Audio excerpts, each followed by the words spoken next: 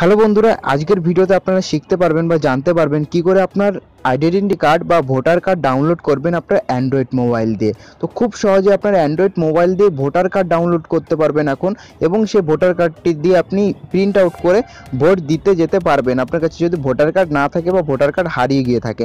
তো এই ছোট্ট একটি ট্রিক যদি ইউজ করেন তো আপনিও ভোটার কার্ড ডাউনলোড করতে পারবেন বা নিতে পারবেন। তো চলুন জেনে নেব।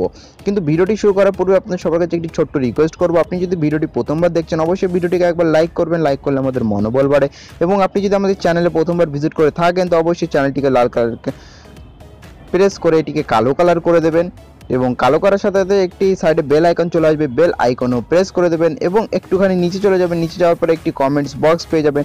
ওই কমেন্টস বক্সে আপনার যা ইচ্ছে তাই সেটা লিখতে পারেন। নাইস, বিউটিফুল, খুব সুন্দর লেগেছে, খুব ভালো লেগেছে, এরকম কমেন্টস করলে পরে আমি বুঝতে পারবো ভিডিওটি আপনার ভালো লেগেছে, এবং এরকম আরও ইন্টারেস্টিং ভিডিও আপনি দেখতে চান আমাদের এই চ্যানেলের উপরে। তো চলুন সেই ভোটার কার্ডটি আমরা কী করে ডাউনলোড করবো একটু জেনে নেব।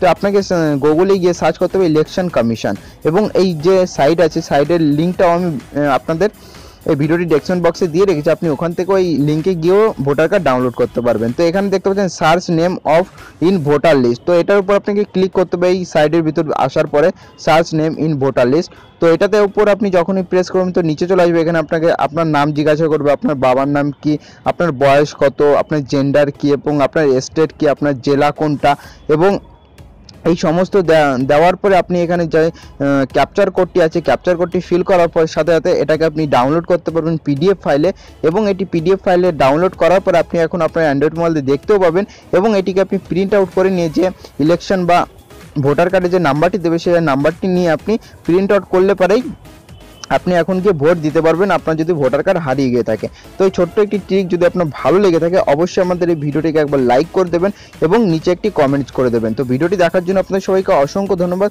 আপনার দিনটি শুভ হোক। ভিডিওটি দেখার জন্য অসংখ্য ধন্যবাদ। Thanks for watching. Bye bye. দেখা হবে এরকম একটি ইন্টারেস্টিং ভিডিওর সাথে। Bye, take care.